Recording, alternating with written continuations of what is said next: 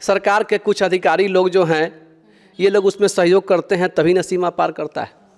सीमा पार करा देने पर उसको बहुत बड़ा राशि का लाभ हो जाता है। उर्वरक आपूर्तिकर्ता कंपनी जो है वह उनके अधिकारी लोग कंफर्ट जोन से बाहर नहीं निकलना चाहते।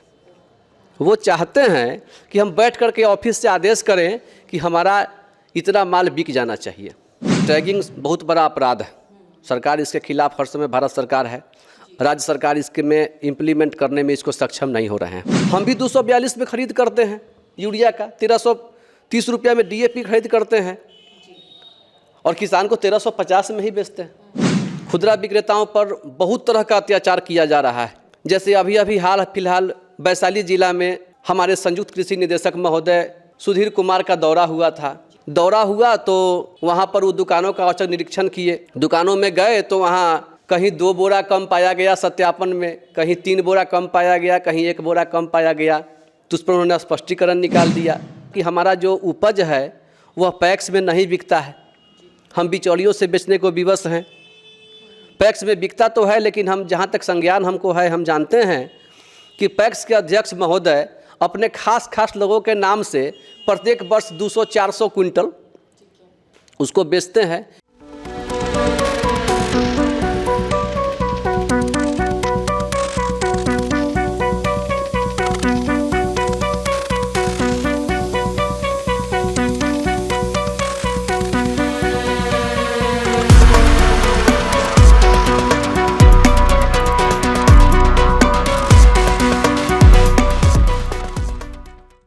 नमस्कार, आप देखना शुरू कर चुके हैं फर्स्ट लुक बिहार और मैं हूं निशा श्री। और दर्शकों, जैसा कि आप जानते हैं कि किसानों के खाद, किसानों के धान की बिक्री, इन सारे मुद्दों को हम अपने चैनल के माध्यम से उठाते रहे हैं। इसमें कई सारे किसानों का जो है वो रिस्पांस आता है, वो बड़े उत्साहित होते हैं। ऐसा लगता है कि उनकी आवाज़ उठाई जा रही है। और कुछ लोग जो हैं वो नेगेटिवली भी हमें पोर्ट्रे करते हैं। उनको ऐसा लगता है कि हम जो है वो गलत बात को बढ़ावा दे रहे हैं। ठीक है, तो इस वजह से आज हमने स्टूडियो में जिस मेहमान को बुलाया है वो इन सारी जो भ्रांतियाँ हैं, सारे जो दावे हैं, दूध का दूध और पानी का पानी कर देंगे आपके सामने। हमारे साथ स्टूडियो में आज उपस्थित हैं रजनीश कुमार जी, जो कि retail fertiliser and farmer welfare foundation Bihar के प्रदेश सचिव हैं। जी, सबसे पहले आपका बहुत बहुत स्वागत है हमारे। जी धन्यवाद। और हम सबसे पहले आपसे यही जानना चाहेंगे कि किसानों की जो समस्या है मूलभूत, विशेष रूप से खाद को लेके, धान को बेचने को लेकर के, क्या है इसकी सच्चाई? देखिए, हमारी समस्या खुदरा विक्रेताओं के हितों के साथ अन्नदाता किसान की सुविधा के लिए बिहार सरकार से निबंधित की गई प्रथम संस्था है पूरे बिहार के। हम अन्नदाताओं का विशेष ख्याल रखते हैं और खुदरा उर्वरक विक्रेताओं के हितों की रक्षा के लिए अपनी आवाज़ को समय समय पर सरकार के समक्ष उठाते हैं, उनको पत्राचार करते हैं। भारत सरकार को भी, बिहार सरकार को भी, अन्य तरहों से जो भी हमारे अधिकारी हैं, बड़ी अधिकारी हैं, उनको हम सूचित करते रहते हैं। लेकिन बड़े दुर्भाग्य से कहना पड़ रहा है कि हमारी सुनने वाला आज कोई नहीं। हम कहते कहते अब लाचार हो गए हैं। हमें लग रहा है कि हम जंगल राज में जी रहे हैं। यहाँ न तो लोकतांत्रिक प्रणाली काम कर रहा है, न तो सरकार का उर्वरक में जीरो टॉलरेंस नीति काम कर रहा है। जीरो टॉलरेंस नीति सिर्फ और सिर्फ खुदरा विक्रेताओं पर लागू किया जा रहा है, जबकि जीरो टॉलरेंस नीति एक समान रूप से कंपनी, सरकार के अधिकारी, थोक विक्रेता और खुदरा विक्रेता पर एक समान रूप से लागू होता है। बहुत बड़ी बात कह रहे हैं आप कि ऐसा लग रहा है कि जंगल राज में जो है वो किसान रहने के लिए मजबूर हो गए हैं, ऐसी परिस्थितियां पैदा हो गई हैं। क्या मुसीबत आ रही है? और हम एक दो जो शब्द सुनते हैं जो किसानों के माध्यम से, वो हम आपसे जानना चाहेंगे कि टैगिंग और FOR, ये सब क्या चीज़ें हैं? ये ज़्यादा परेशान कर रही हैं किसानों को। ये सब क्या चीज़? भारत सरकार के द्वारा निर्देशित किया गया है कि उर्वरक को तमाम उर्वरक आपूर्तिकर्ता, विनिर्माता जो भी कंपनियां हैं, वो किसानों को उचित मूल्य पर पहुंचाने के लिए टैगिंग का प्रयोग न करें। टैगिंग का मतलब होता है कि अन्य उत्पाद कुछ भी कंपनी के साथ मूल उर्वरक यूरिया और DAP के साथ कम से कम टैगिंग नहीं करना है। और FOR प्रणाली लागू किया है भारत सरकार ने ही, जिसकी मॉनिटरिंग सारे राज्यों में राज्य सरकार की है, किसका देखरेख करना है, किसका अनुपालन सही से हो रहा है या नहीं हो रहा है। अब टैगिंग में समस्या क्या बनता है कि जो मूल उर्वरक यूरिया और DAP है, जिसकी किसानों को सर्वाधिक आवश्यकता है, उस उर्वरक को बेचने के लिए कंपनियां अपना हर जिला में अलग अलग थोक विक्रेता नियुक्त किए हुए हैं, जिसका एक समान रूप से सिक्योरिटी मनी भी है और सारे प्रोसेस को पूरा करते हैं। लेकिन उर्वरक आपूर्तिकर्ता कंपनी जो है वह उनके अधिकारी लोग कंफर्ट जोन से बाहर नहीं निकलना चाहते। वो चाहते हैं कि हम बैठ कर के ऑफिस से आदेश करें कि हमारा इतना माल बिक जाना चाहिए। दुनिया बना करके रखे हैं वो किसानों की। जी, कॉर्पोरेट दुनिया, मतलब यूरिया आपको बेचना है तो आपको इतना प्रोडक्ट बेच देना पड़ेगा। उस प्रोडक्ट पर ये नहीं रहता है कि कौन प्रोडक्ट जो उनका नहीं बिकता है। तो ये एक तरह से जो किसानों की समस्या को छोड़ करके ये अपना कॉर्पोरेट सेक्टर अपने, तो एक कॉर्पोरेट जो है वो माहौल बनाने का प्रयास जो है वो जो भी आप बता रहे हैं कंपनियां उनके द्वारा किए जा रही। ये जो टैगिंग वाले जो प्रोडक्ट्स हैं इससे किसानों को क्या समस्या? टैगिंग प्रोडक्ट से किसान को समस्या नहीं है। क्या है कि कंपनियां अपने अपने जो उनके नज़दीकी लोग हैं जो पेस्टिसाइड की कंपनियां चलाते हैं, अन्य बायो प्रोडक्ट बनाती है या कुछ भी, उसका प्रोडक्ट बेचने के लिए उर्वरक के माध्यम से अपना वो ठेका ले रखे हैं कि इनका माल इतना बिक जाना चाहिए। यूरिया में और डीएपी में क्या होता है कि उसका सर्वाधिक मांग है। मांग जब होता है तो खास करके यूरिया का तो बहुत तरह से डिमांड है। जिस डिमांड को हम बता भी देते हैं, जो हम लोग सीमावर्ती क्षेत्र में रहते हैं या उत्तरी बिहार जो है नेपाल से सटा हुआ राज्य, और नेपाल में जहाँ तक हमको जानकारी है कि नेपाल सरकार सब्सिडी नहीं देती है, तो और भारत सरकार बहुत बड़ा सब्सिडी की राशि खर्च करती है उर्वरकों पर। तो सिर्फ यहाँ से उसको पार कर देना होता है सीमा को, और सीमा पार कर देने में बहुत रिस्क नहीं है। सरकार के कुछ अधिकारी लोग जो हैं ये लोग उसमें सहयोग करते हैं, तभी न सीमा पार करता है। सीमा पार करा देने पर उसको बहुत बड़ा राशि का लाभ हो जाता है, और उसका बाद उसका कुछ यूरिया का खपत जो है सो प्लाई फैक्ट्री में भी होता है। उसके बाद उसका अन्य भी कुछ खर्च है जो सुनते हैं, उसके बारे में हम नहीं कह सकते हैं आपको।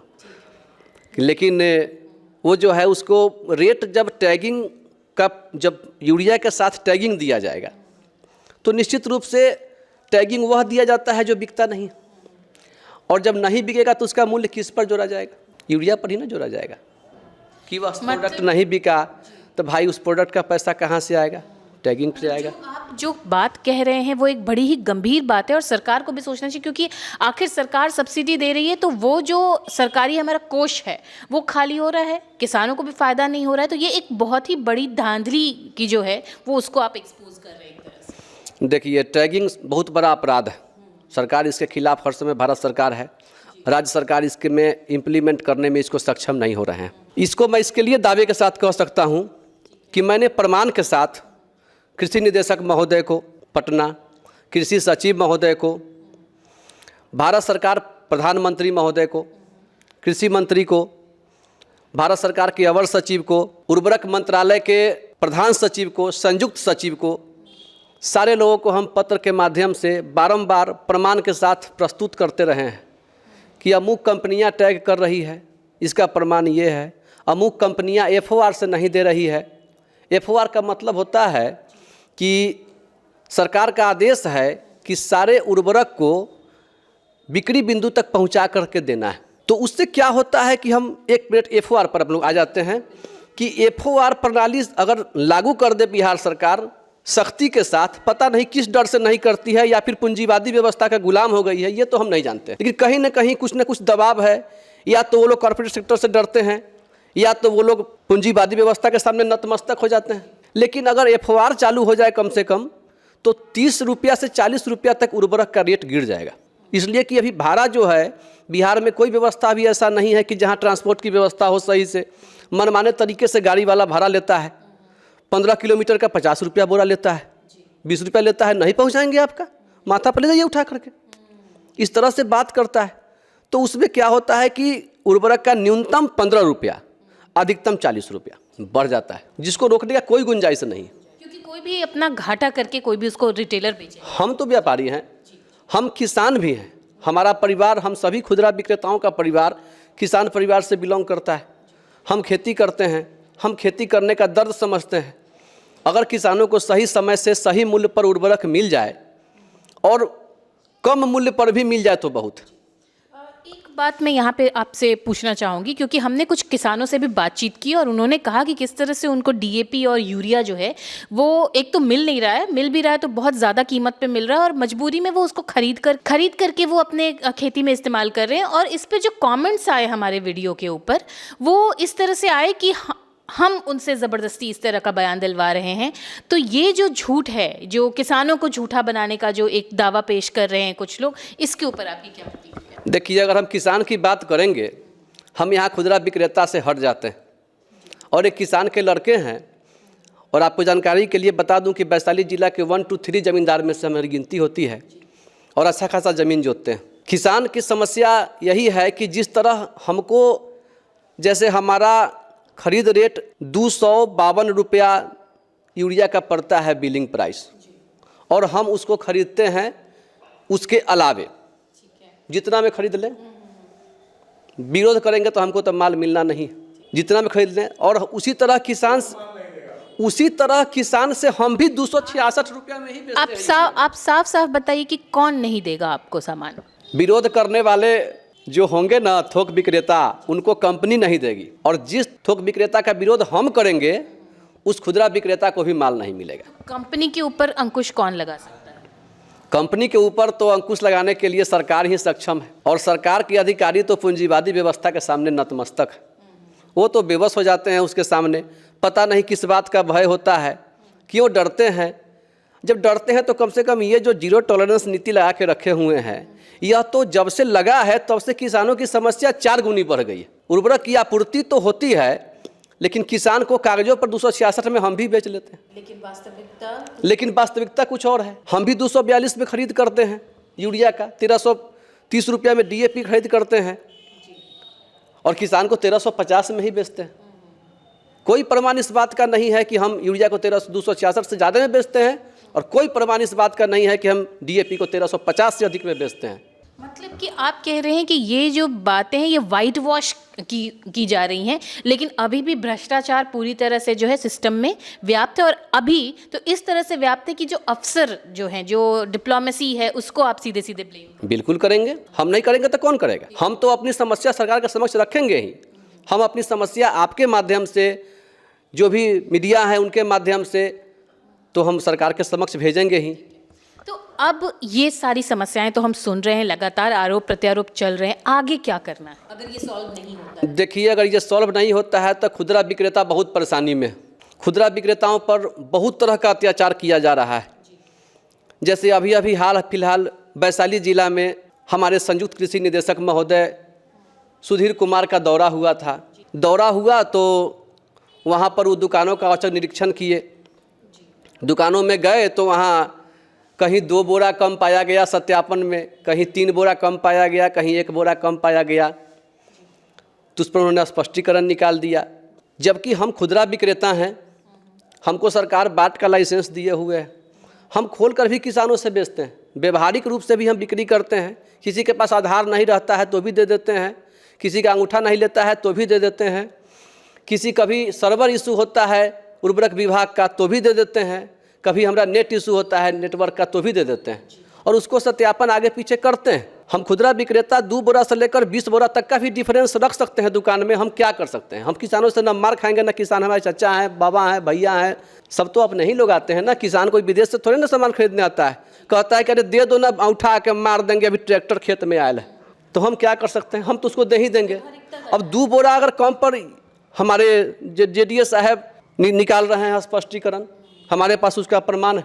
इस बात को हम प्रमाणित खुदरा विक्रेताओं पर कर सकते हैं, क्योंकि स्पष्टीकरण निकालने में जेडीएस साहब थोक विक्रेताओं के सामने लाचार है। एक दुकानदार वैशाली जिला का, इनको कहा कि हमको 300 रुपया में दिया है और हम 325 रुपया का बेच रहे हैं।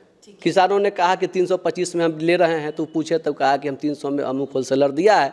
तो स्पष्टीकरण निकाल दिए उस पर कि आपके यहाँ गए तो 325 रुपया में किसानों द्वारा बताया गया कि आप यूरिया बेच रहे हैं। तो जब 300 रुपया में बताया दुकानदार और आपने स्पष्टीकरण निकाला लिखित में, तो वह थोक विक्रेता पर किस वजह से, किस लाचारी में आपने स्पष्टीकरण नहीं निकाला? क्योंकि वह भी तो नाजायज कर रहा है। तो खुदरा विक्रेता तो लाचार है। और जहाँ तक हमको जानकारी है कि जो भी थोक विक्रेता नहीं दे पाता है पैसा इनको, उसको ही तरह तरह से प्रताड़ित करते हैं। इसलिए कि ये उर्वरक का जो व्यवसाय है ये एसेंशियल कमोडिटी एक्ट, उर्वरक नियंत्रण आदेश के साथ सरकार की जीरो टॉलरेंस नीति के अधीन है।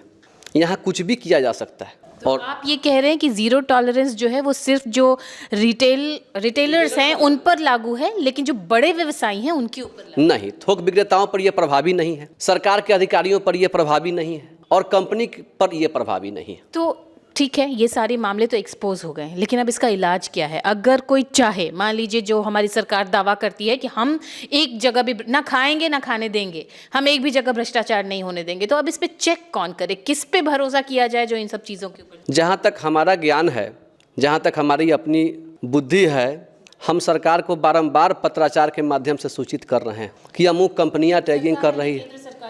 केंद्र सरकार तक हमारा पत्र जा रहा है।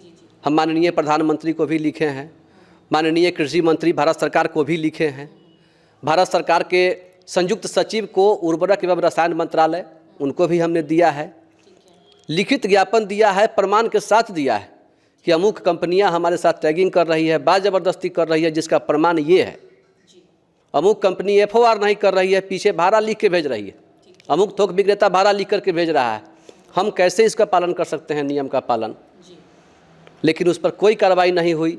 हमारे भारत सरकार माननीय प्रधानमंत्री के अवर सचिव चंद्रशेखर प्रसाद ने भी हमारी समस्याओं को सभी विभागों के अधिकारियों को लिखा और उन्होंने उसको निर्देश दिया कि इस समस्या का समाधान किया जाए। वेरियस इशू लिख करके और नीचे उन लोगों को निर्देशित किया गया, जिसमें हम एक पक्ष उठाए थे कि नीलगाय से जो है हमारी किसानों को खेतों का रक्षा किया जाए। नीलगाय एक विभत्स प्राणी है, वह आए दिन राहगीरों को भी मारता है, एक रात में खेत का खेत खत्म कर देता है। किसान पूरे दिन खेती करता है, इस ठंड के मौसम में भी आज पानी पटा रहा होगा, यूरिया छीट रहा होगा किसी तरह व्यवस्था करके। वह जो है जब जल जाएगा दिन में, तो रात में नीलगाय का बहुत बड़ा झुंड आता है और उसको चढ़ जाता है। जब किसान को नीलगाय का व्यवस्था कीजिए, तो उसके लिए उन्होंने डायरेक्टर साहब को निर्देशित किया। हमने सरकार को लिखा कि हमारा जो उपज है वह पैक्स में नहीं बिकता है, हम बिचौलियों से बेचने को विवश हैं। पैक्स में बिकता तो है, लेकिन हम जहाँ तक संज्ञान हमको है, हम जानते हैं कि पैक्स के अध्यक्ष महोदय अपने खास लोगों के नाम से प्रत्येक वर्ष 200-400 क्विंटल उसको बेचते हैं। इसलिए कि हमने देखा है डाटा को निकाल करके, तो कुछ खास किसान ही है जो प्रत्येक वर्ष धान का बिक्री करते हैं। तो उसमें कुछ नया तब्दीली होना चाहिए ना, कम ज़्यादा होना चाहिए ना। तो इससे हम महसूस करते हैं कि वो अपने खास लोगों को देते हैं। कभी कभी हम देखते हैं कि बहुत बड़ा ट्रक सब पैक्स पर लगा हुआ है, जो बिचौलियों के माध्यम से ही पैक्स खरीद लेता है, डायरेक्ट किसानों से नहीं खरीदता है। पता नहीं किस कारण से पैक्स अध्यक्ष विवश हैं, हम तो नहीं जानते हैं। लेकिन हमारी समस्या सरकार को तो रखना हमारी जिम्मेवारी है कि हमारा माल बिकना चाहिए और हमको हमारे उत्पाद का उचित मूल्य मिलना चाहिए। ये सारी समस्याएं आपने बताई और आपने कहा कि किस तरह से आप केंद्र सरकार से भी लगातार पत्राचार जो है वो आप कर रहे हैं, अपनी समस्याओं से अवगत करवा रहे हैं। इन सब के बावजूद हर धैर्य की एक सीमा होती है। कब तक आप धैर्य रख रहे हैं और आपके धैर्य की सीमा टूटने के बाद आप क्या स्टेप लेने जा रहे हैं? हम बहुत तकलीफ से आपको कह सकते हैं कि बिहार में कोई लोकतांत्रिक प्रणाली नहीं है। हमको लाचार किया जा रहा है कि हम न्यायालय का शरण लें। हम बारंबार पत्र लिख रहे हैं इस उम्मीद में कि अब सरकार सुनेगी, अब सरकार सुनेगी। कम से कम FOR टैगिंग तो बंद करे। अगर टैगिंग FOR बंद नहीं करते हैं तो हम माननीय उच्च न्यायालय में रीट याचिका दायर करेंगे, जिसकी मैं तैयारी पूरा कर चुका हूं। और यह समय ही बता देता हूं कि फरवरी के किसी सप्ताह में हम कर देंगे। आप सीधे अब रीट डालने की तैयारी में हैं और आपने उसकी पूरी कागजी कार्रवाई कर ली है और यही आपका अगला स्टेप होगा कि न्यायालय का दरवाज़ा क्या करेंगे? जब सरकार हमारी नहीं सुनेगी, हमारी संस्था प्रतिबद्ध है इस बात के लिए कि हम अपनी समस्या, उर्वरक विक्रेताओं का समस्या और अन्नदाता किसानों का समस्या सरकार के समक्ष रखेंगे और उस पर कार्य करेंगे। जब सरकार न सुनेगी तो हम न्यायालय की शरण तो लेंगे ही। हम क्या कर सकते? तो ये थी तमाम बातें जो रजनीश कुमार जी हमारे सामने रख रहे थे, किस तरह से किसानों और रिटेल जो व्यवसायी हैं, जो कि आप किसानों को यूरिया और खाद उपलब्ध करवाते हैं, इनकी जो समस्या है इसके बारे में वो पूरी तरह से आपको अवगत करा रहे थे और वो कितने मजबूर और लाचार हो जाते हैं इन सब चीज़ों के बारे में वो बता रहे थे। और आगे भी इन्होंने बताया कि इनके भी जब धैर्य का जो बांध है वो टूटेगा तो वो अंत में न्यायालय का ही दरवाज़ा खटखटाएंगे अगर सरकार इस पे कोई क्विक एक्शन नहीं लेती है तो इन सारी बातों को हम तक पहुंचाने के लिए और एक तरह से जिस मुहिम में हम जुड़े हैं किसानों की समस्या को लेकर उसको और ज़्यादा पुख्ता करने के लिए आपको बहुत जी धन्यवाद। और इस एक बात और कहना चाहेंगे कि हमारे सरकारी अधिकारी कम से कम थोड़ा दया दिखाएं, किसानों पर भी दिखाएं, हम पर भी दिखाएं। हम बहुत विवश हो गए हैं, बहुत लाचार हो गए हैं। हमारे संघ के कुछ दुकानदारों ने हमको लिखा कि रजनीश भाई हमको बचाइए। बहुत दुखी हम हो गए। हम लाचार होकर कह रहे हैं कि हमारे जेडीए साहब उगाही कम से कम अब बंद करें अब। और यह उगाही जो है प्रत्येक वर्ष प्रत्येक जिला से करोड़ों रुपया में करते हैं और यह करोड़ रुपया किसानों के माथे पर जाता है। क्या करेंगे हम उन पैसों का जब हमारे पास खरीदने के लिए अनाज ही नहीं होंगे? अनाज नहीं होंगे क्योंकि किसान तबाह होकर के शायद खेती भविष्य में छोड़ देंगे। यही कहना छोड़ ही रहा है, किसान खेती छोड़ रहा है। आज जो हैं जो किसान थे, जो रैयती किसान हैं, वह खेती से विमुख हो गए हैं। हम रैयती किसान हैं, हम 50 बीघा ज़मीन जोतने वाले हैं। हमारी व्यवस्था है कि हम अकेला लोग हैं, हमको कोई करने वाला नहीं है, तो वह खेती चला गया मजदूरों के हाथ में। मजदूर अब किसान हो गए हैं और किसान खेती से विमुख हो गए। तो ये एक बहुत ही बड़ी समस्या है जिसके बारे में आप बता रहे हैं और हम चाहेंगे कि जल्द से जल्द इस पे कोई एक्शन लिया जाए और नहीं तो फिर आगे तो न्यायालय के लिए आप पूरी तरह से तैयार ही हैं। इन पूरी बातों को हमारे सामने रखने के लिए आपको बहुत बहुत धन्यवाद और इस चर्चा को यहीं पर देते हैं विराम। बने रहिए आप हमारे साथ, ऐसी खबरें हम और भी आपके सामने लाते रहेंगे। आप देख रहे थे फर्स्ट लुक बिहार। धन्यवाद।